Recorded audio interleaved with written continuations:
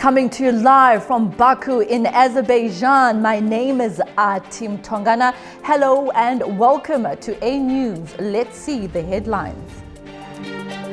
Israel rejects the US peace plan for Gaza, demanding that Hamas disarms first. A record 230 migrants crossed the English Channel in a single boat, the highest figure ever. And Kazakhstan 6 new oil export routes through Azerbaijan as pipeline disruptions raised security concerns.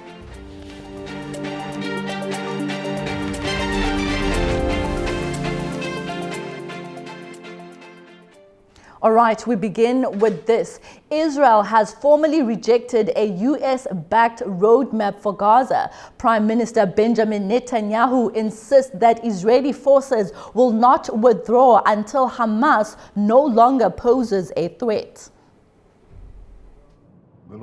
Israeli forces will not withdraw from Gaza until Hamas is fully disarmed. That's what Prime Minister Benjamin Netanyahu said at a cabinet meeting on Sunday. It marks Israel's first official rejection of US President Donald Trump's 15-point plan. He said Israeli forces would continue carrying out attacks in Gaza to thwart threats. Netanyahu said Tel Aviv is still discussing the document with the United States, with some proposals acceptable to Israel and others not. Israel rejects the 15-point plan. I heard that there were those who said, "You didn't say it." But we did say it, and here, I am saying it again. Israel rejects 15-point plan. The IDF will not carry out any withdrawal until the dismantling of Hamas and its weapons. And when I say dismantling Hamas and its weapons, that means heavy weaponry, less heavy weaponry, and smaller arms. All weaponry. The plan was drafted in May by Nikolay Mladenov, the High Representative for Gaza of the US-led Board of Peace. President Trump formally announced that the board had reached an agreement on the complete disarmament of Hamas and other armed groups back in July. Hamas said a day later that it had accepted the latest version of the roadmap for the second phase of the Gaza ceasefire, but it conditioned weapons arrangements on a complete halt to what it called aggression, an Israeli withdrawal and progress on reconstruction. The ceasefire took effect in last October. Since then, Gaza-based health authorities say Israeli attacks have killed more than 1,250 people and injured more than 4,100 others.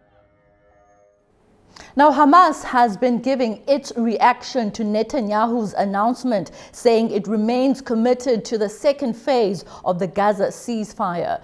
The group is calling on mediators to set a clear timetable for its implementation. Hamas wants an end to hostilities, a full Israeli withdrawal, the opening of crossings, and the entry of aid and shelter supplies. It also called for reconstruction to begin and for National Committee to carry out its task. The U.S. will take over the Gaza Strip, and we will do a job. Meanwhile, 7 Palestinians have been injured by Israeli fire across Gaza. According to medical sources, shelling and gunfire has been reported in several areas.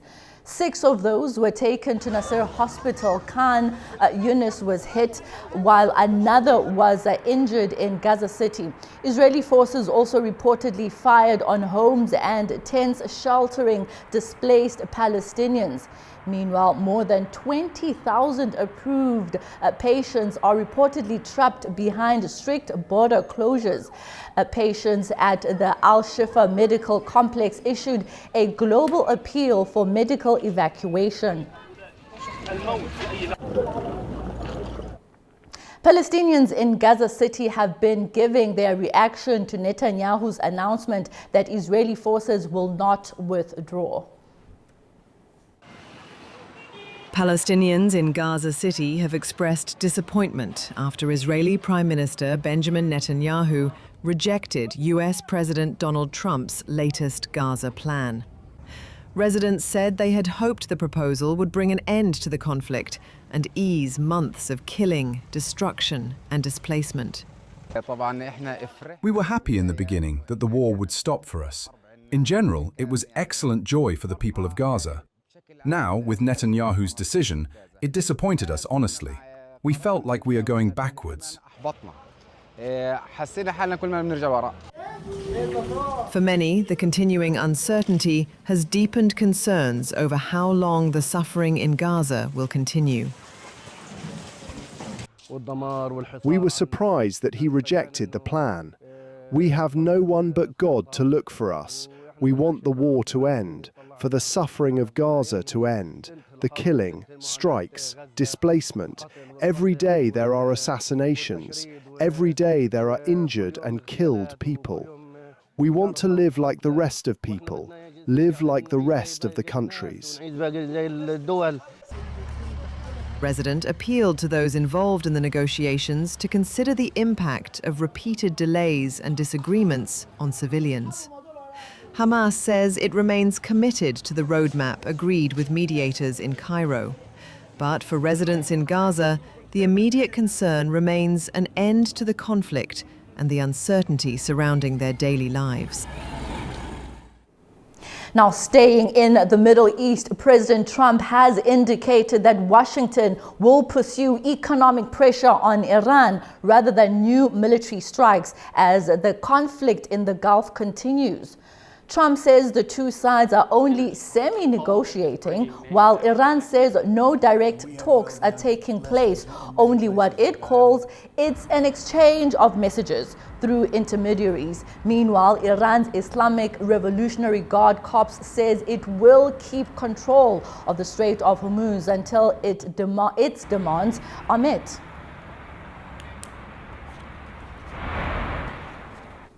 All right, now for more on the story, I'm joined by Matthew Brazier, a former U.S. diplomat. Hello and welcome to the show. Thanks, great to be with you. So what is Iran trying to achieve by insisting that these are open quote messages and not negotiations?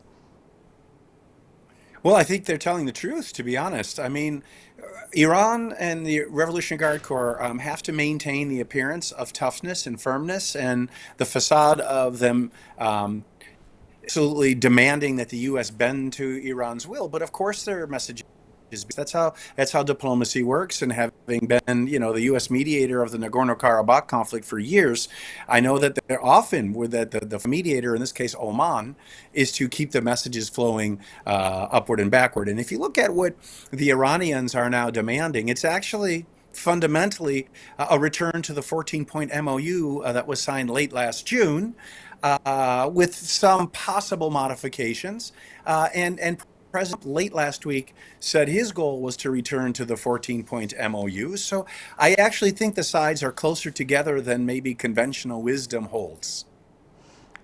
I'm glad you mentioned the middleman, Oman.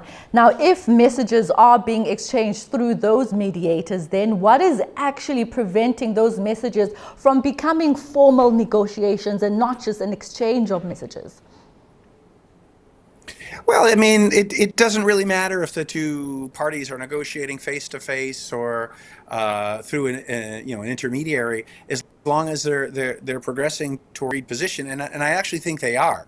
And so I think what will probably happen is once the parties move through the more maximalist additional demands that were added after last week, when recall that there were rumors coming out of Iran that last Wednesday there would be an announcement on the Iran-Omani arrangements for administering the Strait of Hormuz. That didn't happen. In the meantime, the Iran and that chairman of the Supreme National Security Council elevated Iran's demands a bit to include the demand that the United States withdraw all of its military forces from the Middle Eastern regions near Iran. Now, he is as of yesterday, he's no longer in that position. And so that suggests that maybe his more extreme and maximalist additional demand is now not being agreed by the full Iranian negotiating team, which then clears the way for Iran and the U.S. via Oman to reach an agreement. So I think they're getting quite close if Iran and the U.S. are not speaking face to face.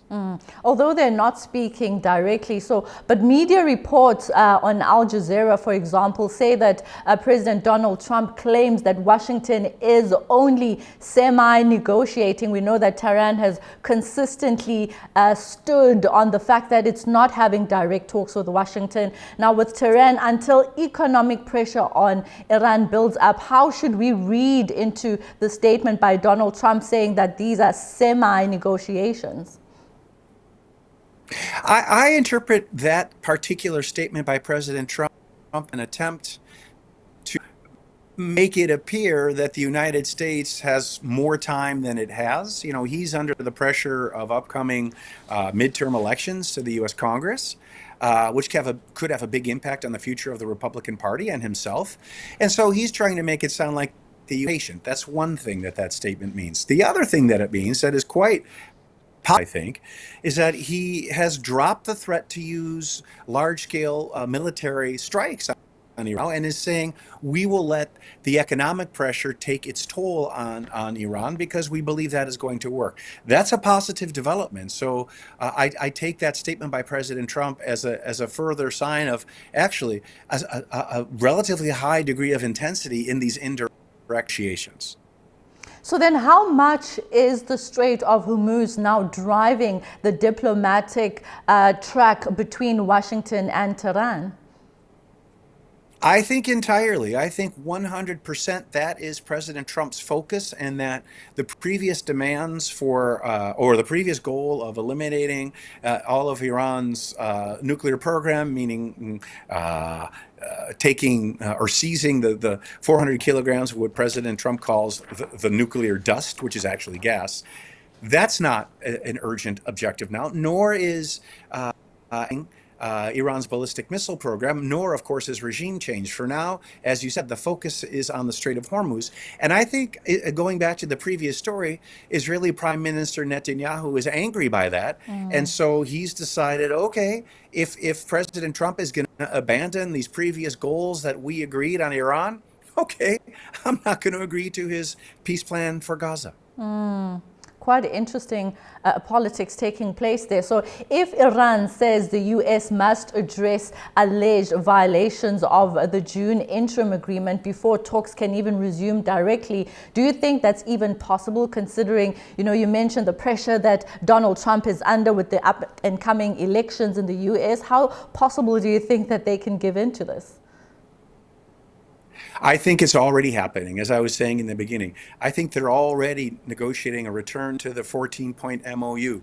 When Iran demands lifting of sanctions and it demands some form of reparations for the damage caused by the U.S., that's really the same thing, because the way I think the Trump administration was conceiving of helping Iran for the damage to its economy was by lifting the sanctions and unfreezing Iranian assets and permitting or lifting sanctions temporarily on the export of Iranian crude oil and refined product and petrochemicals. Those were all part of the 14 points. I think the Trump administration is edging toward saying, okay, we agree to those parts of the 14 points, and Iran, you can claim that those are forms of reparations. That's fine, and you're some form of authority over the Strait of Hormuz, whereby you charge not tolls for transit, but fees like Turkey receives under the Montreux Convention for safety, for security, for sanitation.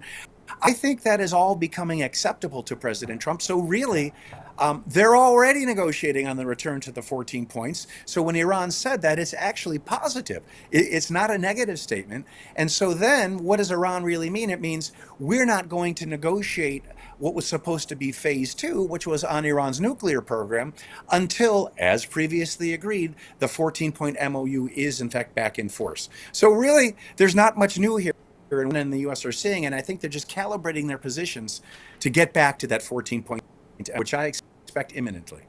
Mr. Matthew, briefly before I let you go, I know you mentioned the sanctions with Iran, but with them demanding the relief of those sanctions, compensation and the end to U.S. blockade, is this realistically enough for common ground for both Tehran and Washington, given that, Washington also says A and then Tehran says B? Yeah, that's a good question, but I think it is okay because they're really not saying and B. They're really saying almost the same thing. Let's get back to the 14 points. Previously, the U.S. said no way can Iran have any form of control over the Strait of Hormuz. If you go back to the 14-point MOU, it's ambiguous wording. It said that Iran will be responsible for arrangements to ensure the safe transit of the Strait of Hormuz. Iran interpreted as a right and a guarantee of control, and the U.S. interpreted that differently as Iran not controlling, being some obligation to ensure safe passage. I think for the last 2 months, the U.S. and Iran have worked through that issue with, I believe, the U.S. now accepting some of administrative authority by Iran over the strait. So I think the U.S. is giving into that Iranian demand, and I think that's going to lead to an agreement on the Strait of Hormuz. Mr. Matthew Bryza, it has been an absolute pleasure. Thank you for your insights on A News. Thanks for your great questions. All right, now Russia is gradually returning its nuclear specialists to Iran's Bushehr nuclear power plant after evacuating hundreds of employees earlier this year. The move comes as Moscow signals confidence that work at the site can resume despite the security risks. Our correspondent in Moscow reports. Russia has begun sending its nuclear specialists back to Iran's Bushehr nuclear power plant months after evacuating most of its employees from the site amid attacks in the region. Rosatom chief Alexei Likhachov says the first 5 engineering specialists have already been returned to the station, bringing the number of Russian personnel there to 25. Likhachov says another group of several dozen specialists could arrive within the next 2 weeks unless a major escalation takes place, and that the Russian workforce at the project could reach around 100 by this autumn. The head of the company also says the full return to the pre-war staffing levels would only be possible once there are final arrangements between Washington and Tehran to end the fighting. Earlier this year, the Bushehr area came under attack several times during the US-Israel conflict with Iran, including on the 17th of March when a projectile hit a structure around 350 meters away from the reactor. The reactor itself was not damaged. The site is particularly sensitive because the US and Israel repeatedly said Iran must not be able to acquire nuclear weapons, putting any nuclear facility in the country under intense scrutiny. Rosatom began evacuating personnel in stages. By April, Russia said the final evacuation had brought the total number of Russian personnel leaving the plant to more than 400. Dasha Chernyshova for A News in Moscow. Pakistan is looking to expand its options for securing fuel supplies amid the current global energy disruptions. Officials say an arrangement involving 3 Gulf countries could boost storage capacity inside Pakistan itself. Our correspondent has more from Islamabad. Pakistan is considering a new way to strengthen access to oil supplies during an international crisis. On Sunday, Pakistani officials said a commercial bonded storage scheme was being considered with Saudi Arabia, Kuwait, and Qatar. Under the proposal, the 3 countries would store crude oil and petroleum products on secure Pakistani territory at their own cost, while also being able to supply international markets from there. Pakistan would not own those stocks, but in event of a conflict, it would have the right to purchase the stored oil and use it for domestic requirements. The proposal has been sent to the Economic Coordination Committee on the directives of Prime Minister Shehbaz Sharif, with a decision expected next week. Pakistan imports around 90% of its energy requirements. Domestic oil production is about 70,000 barrels a day, compared with the demand of roughly 500,000 barrels. The country also has no strategic petroleum reserves.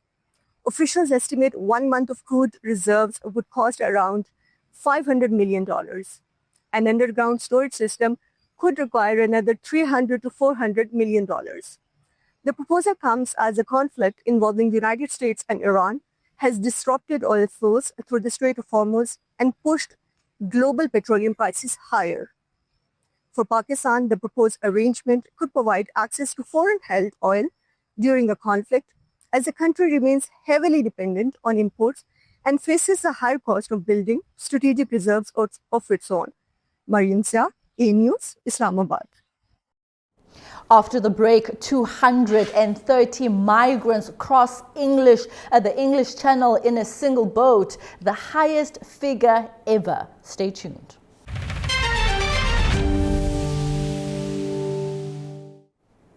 Welcome back. Russia and Ukraine have exchanged another wave of overnight drone and missile attacks. In Russia's Belgorod region, at least 6 people were killed. In Ukraine's northern city of Sumy, at least 5 people were injured overnight, according to local authorities. Russia and Ukraine have accused each other of launching large-scale overnight drone attacks, with casualties reported on both sides. At least 13 people, including a child, have been killed and 39 others injured in a Ukrainian drone attack on the Russian city of Nizhnekamsk, according to local authorities. The overnight strike targeted industrial and civilian sites in Tatarstan, around 800 kilometers east of Moscow, and reportedly damaged a major oil refinery. Russia's defense ministry said its forces intercepted and destroyed 456 Ukrainian drones over several regions, Russian-annexed Crimea and the Black Sea and Sea of Azov. Ukraine, meanwhile, said Russia launched 202 drones overnight, along with missile attacks on several regions. In the southern port city of Odessa, authorities said at least 14 people were injured and residential buildings were damaged. Ukraine's Air Force said 174 drones were intercepted or suppressed. Ukrainian President Volodymyr Zelensky also reported strikes in several other regions, including Dnipropetrovsk, Kharkiv, Sumy and Zaporizhia. A mega dinghy carrying 230 migrants has crossed the English Channel, setting a new record for the number of arrivals in the UK on a single small boat. The vessel was picked up by the emergency services in the early hours of Monday after leaving France.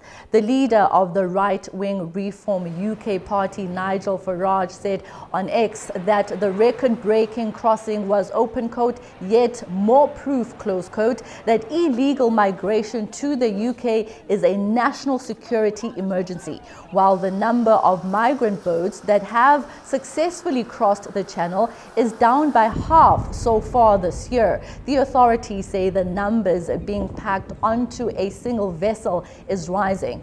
Last week, 173 people attempted the crossing by dinghy, but they were returned to France after its engine caught fire.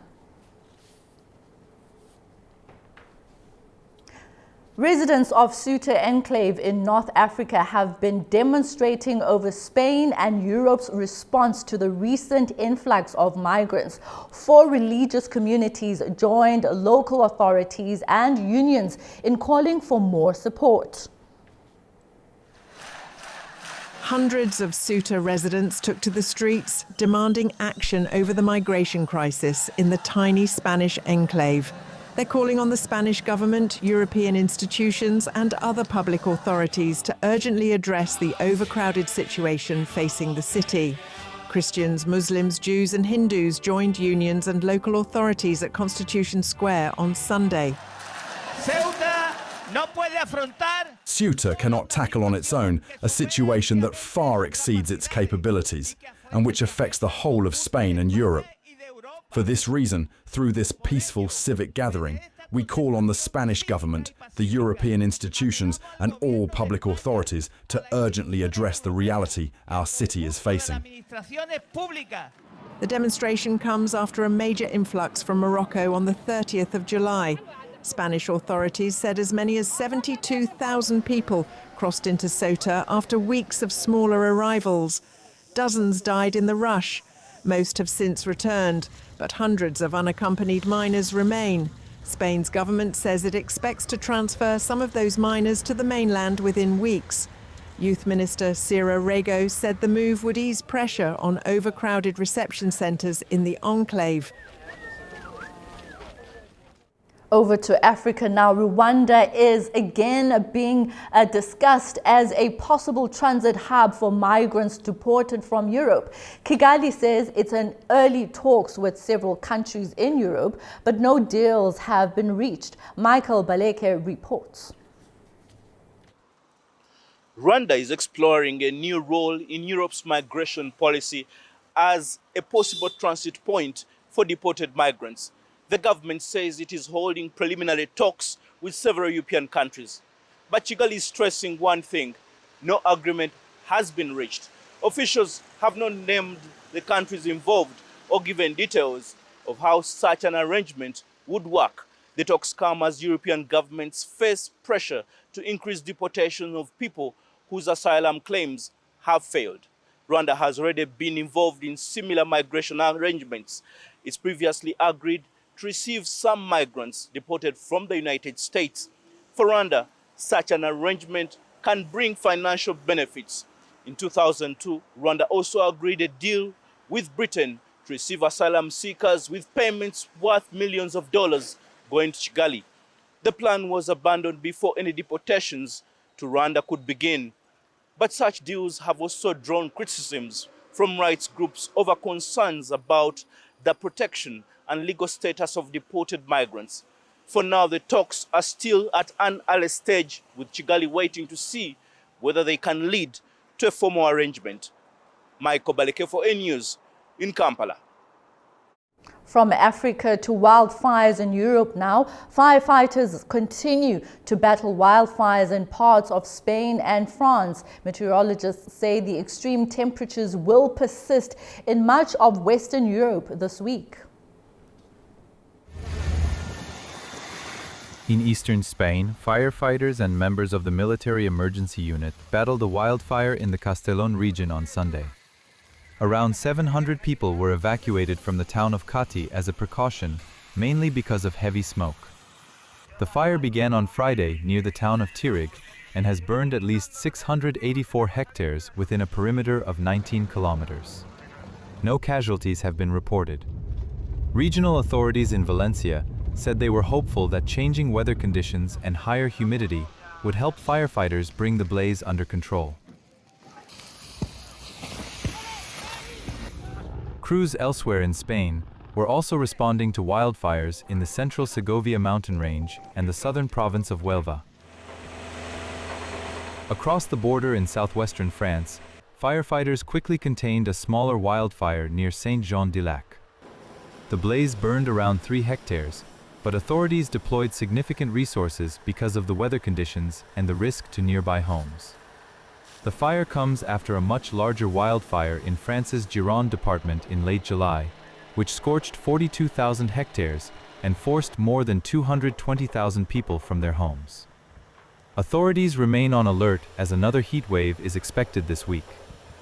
Météo France forecasts temperatures in the mid to high 30s for much of the week, with nearby Bordeaux expected to reach 39 degrees Celsius on Thursday. Now, more of the UK is set to experience drought conditions as another heat wave continues this week. Concerns are growing over the threat of wildfires and the impact of the prolonged dry spell. Zainab Varazadeh reports for A-News. Another heatwave is on the way to the UK, with temperatures expected to reach around 36 degrees Celsius across parts of England and Wales later this week. And after an exceptionally dry summer, there are growing concerns about what another spell of hot weather could mean for areas already affected by drought. July was the driest month on record for England and Wales, with 19 counties recording 1 millimeter or less of rainfall throughout the entire month. Half of England is now officially in drought, while all of Wales is also experiencing drought conditions. The prolonged dry weather is also increasing the risk of wildfires. Over the weekend, more than 80 firefighters tackled a blaze at Holmfen in Cambridgeshire, while a major incident was declared in Nottinghamshire after several fires put significant pressure on emergency services. In Hampshire, firefighters have also been dealing with a fire in the New Forest after a vehicle fire spread to nearby Heathland. And there is little relief in sight. Temperatures are expected to climb from Tuesday, reaching the mid-30s across large parts of England and Wales by Wednesday and Thursday. The Met Office says it is considering whether to issue extreme heat warnings, including potentially rare red warnings. This comes after the UK recorded 35 days with temperatures above 30 degrees this year, already a new national record. So the concern now is that another period of intense heat combined with prolonged dry conditions could put further pressure on water supplies, agriculture and the emergency services, while increasing the risk of more wildfires. Zeynep Ferizadeh, A News, Manchester, United Kingdom. Heat waves are becoming a direct threat to Georgia's economy, according to new data. From dinner tables to power bills to bank loans, rising temperatures are starting to leave a mark. Our correspondent Nini Nikolashvili in Tbilisi explains what the numbers show and why experts say the time to act is now. Georgia is heating up and fast. National climate data shows average temperatures have already climbed by up to 0.7 degrees in some regions, with a rise of nearly 4 degrees possible by the end of the century if emissions keep climbing. The World Bank warns that without adaptation, eastern Georgia's grain harvests could shrink by up to 60% in a worst-case long-term scenario. That kind of shortfall means higher food prices and less income for farmers. It also hits the banks. When crops fail and incomes drop, families and businesses struggle to repay loans, and the National Bank of Georgia has modeled these too. Analysts say that in a severe heatwave scenario, economic growth could slow by nearly 0.5 percentage point, and a bank capital reserves could shrink, even if buffers currently hold. Hotter summers also raise cooling costs, strain hydropower output, and cut productivity for outdoor workers in construction and agriculture. Infrastructure feels it too. Heat damages roads and power grids, while warmer weather conditions add to risks such as mudslides and landslides. However, a $74 million initiative backed by the government, the Green Climate Fund, Switzerland and Sweden, is working to strengthen weather monitoring, build early warning systems, and help vulnerable communities prepare before disaster strikes. But experts say this is a warning and that Georgia still has time to act. But they say it means investing now rather than paying a much larger price later in lost harvests, higher bills, and damaged homes. Nini Nikolashvili, Tbilisi, A News. All right, after the break, we continue with the main stories shaping the region. Stay tuned to A News.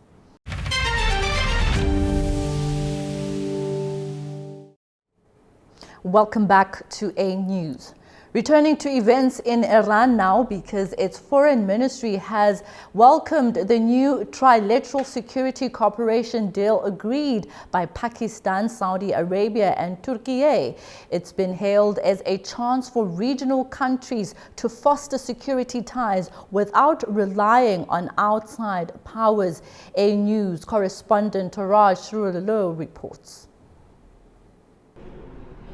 Iran's foreign ministry said Tehran has always supported regional states' efforts to establish security based on mutual trust, following the signing of a trilateral security pact between Pakistan, Saudi Arabia and Turkey.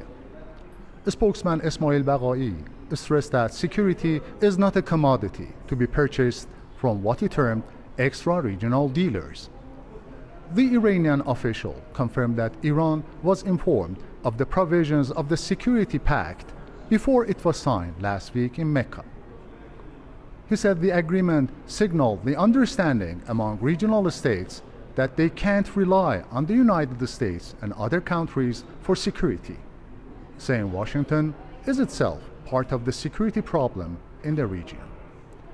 Asked about whether Iran has an interest to join the trilateral agreement, Baghai said Iran has been a pioneer in regional security arrangements. To a question on the Iran-Oman talks on the Strait of Hormuz and reopening of the waterway, the spokesman said that the negotiations are bilateral and between the two littoral states.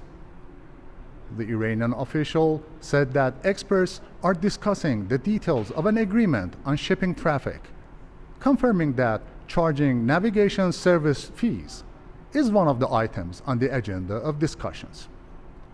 He added that the maritime corridor was opened before the Israeli-US war against Iran, stressing that Iran is in the state of imposed war, and as long as the aggression continues, the strait will not reopen. According to Baghai, the US violated Clause 5 of the Islamabad Memorandum of Understanding by escorting vessels from the waterway. The spokesman confirmed that Tehran and Washington are in contact through mediators, rejecting reports of any negotiations between Iran and the US. Turah Shiralilu from Iranian Foreign Ministry for A News. Meanwhile, Turkey's foreign minister says the new pact is meant to deter conflict rather than provoke it.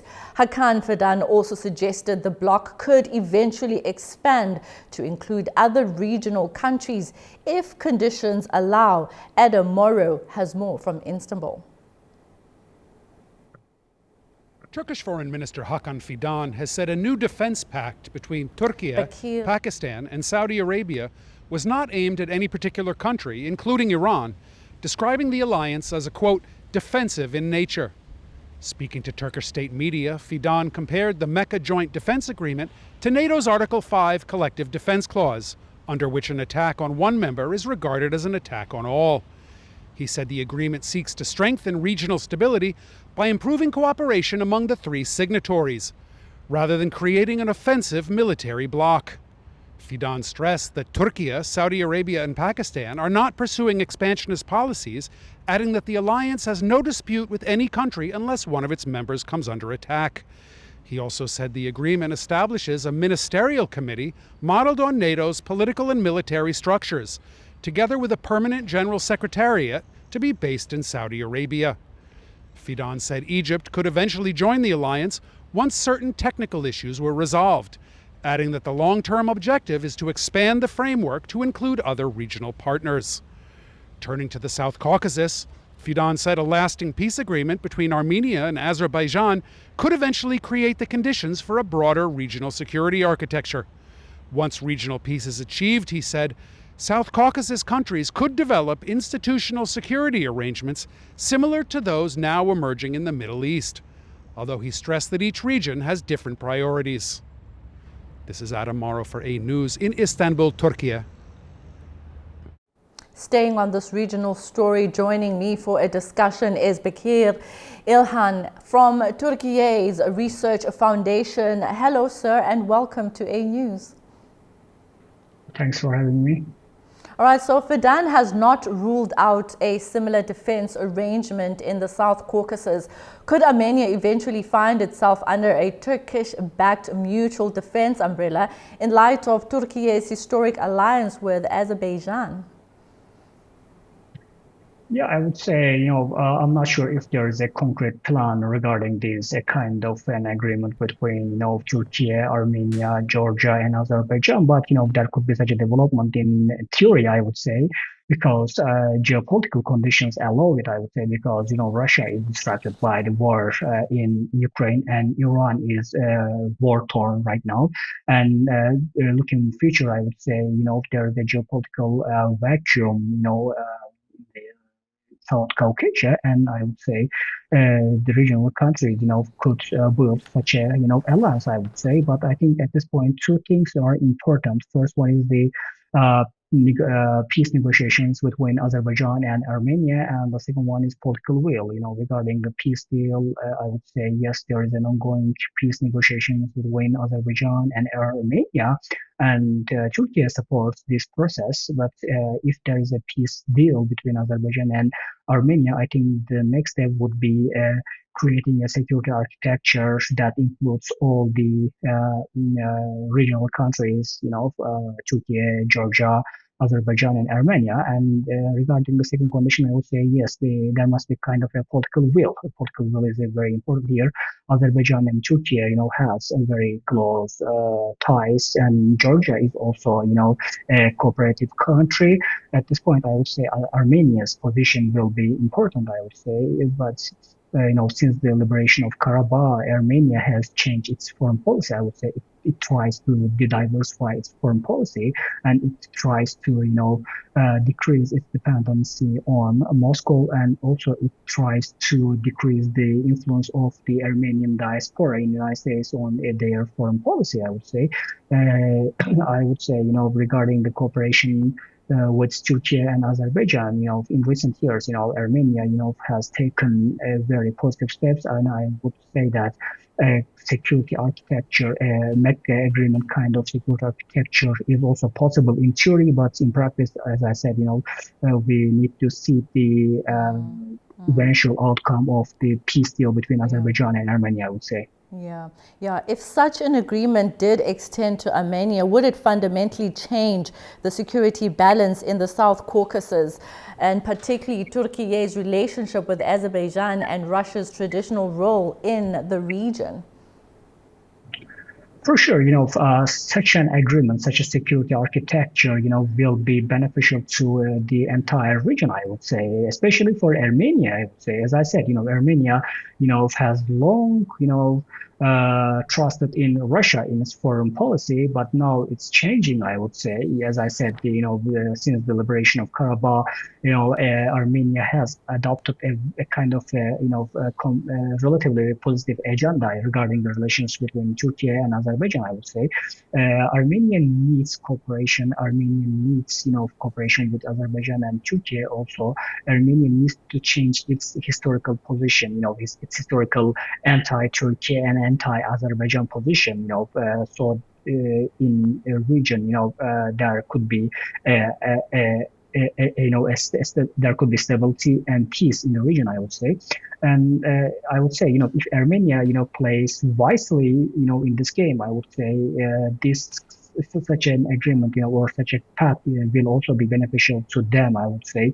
And in the long term, I would say, as I said, there is a geopolitical vacuum in the region as the influence of Russia and influence of Iran decreased. Armenia should cooperate with regional countries, and it should abandon its, I would say, anti-Turkey and anti-Azerbaijan rhetoric, I would say. And does this expanding network make Turkey then more dispensable to NATO, giving Ankara greater leverage, not only inside the alliance, but across the wider Middle East, Caucasus, and Central Asia? Yeah, for sure. Turkey is an important NATO country, but Turkey is also an important, country in terms of, geopolitics, South Caucasian geopolitics, Middle Eastern and Eastern Mediterranean geopolitics, I would say. And for sure, Turkey, is committed to NATO, but, Turkey is not just dependent on NATO of Turkey, because, it's, has long invested in, individual defense industry capacity. And also Turkey tries to diversify its security, relations with regional countries, and the Mecca Pact, is another important milestone, in this. I would say Turkey is trying to increase its strategic autonomy. And as I said, Turkey is committed to the NATO alliance, but, also the new security architectures or new paths will also be beneficial to Turkey, as we've seen in the Mecca agreement. And if such an agreement happens in South Caucasia, also Turkey's role will be important, because Turkey, as an important NATO member, will also find the opportunity to increase its influence on the region. I would say also in terms of geopolitical vacuum, I would say Turkey will fill its geopolitical vacuum by its power, by aligning with regional countries. And also Turkey will be a hub.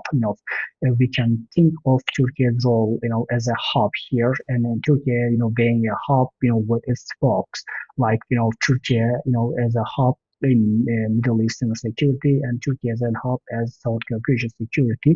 But these security arrangements are not mutually exclusive for sure. Turkish officials have emphasized that the Mecca Pact could be expanded, and the other regional countries can join this alliance. But right now, I would say it's a very early stage for sure, and the Mecca agreement will be will have a long road to develop to a very institutionalized security pact. And for now, I would say Turkey is just trying to diversify its foreign relations. Mr. Ilhan, thank you so much for your insights on A News. We really do appreciate it. Thank you. Have a good night. Have a good day. All right, frequent disruptions at Russian terminals are accelerating Central Asia's search for more stable export routes.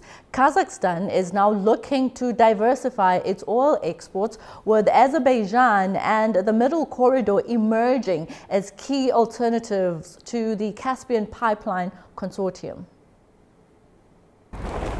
Kazakhstan is considering the Baku-Tbilisi-Ceyhan pipeline, the Baku-Supsa route, and Caspian transit through Azerbaijan as additional oil export routes.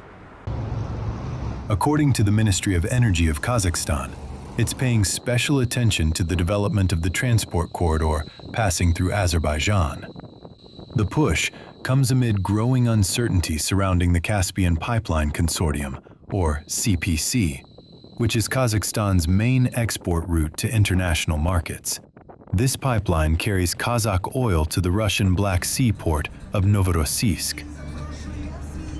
But the war in Ukraine and a series of security incidents in the Black Sea region have raised concerns.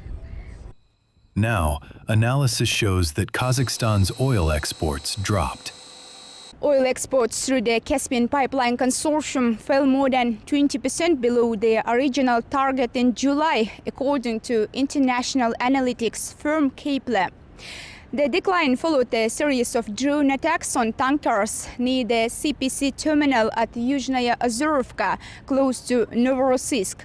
The disruptions also affected production, with Kazakhstan cutting its oil output by 14% in July compared with June.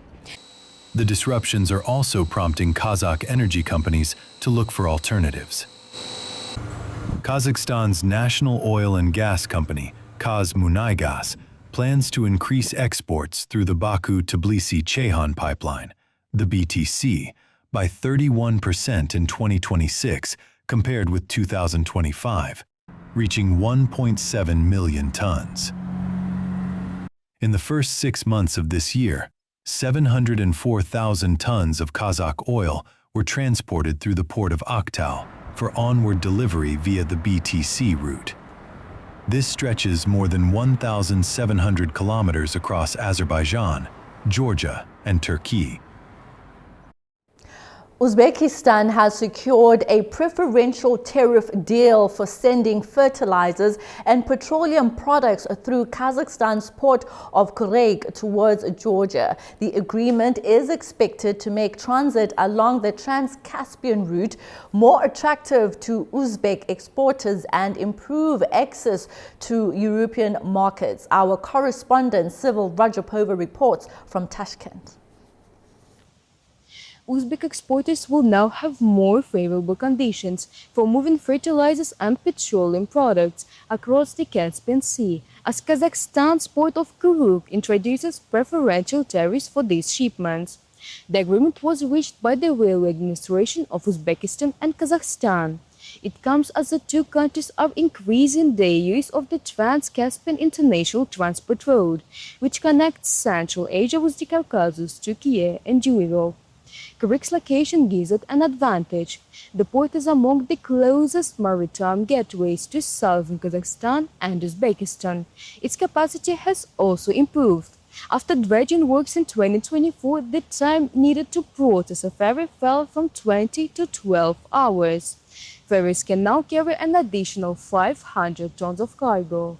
The growing role of these roads is reflected in the figures.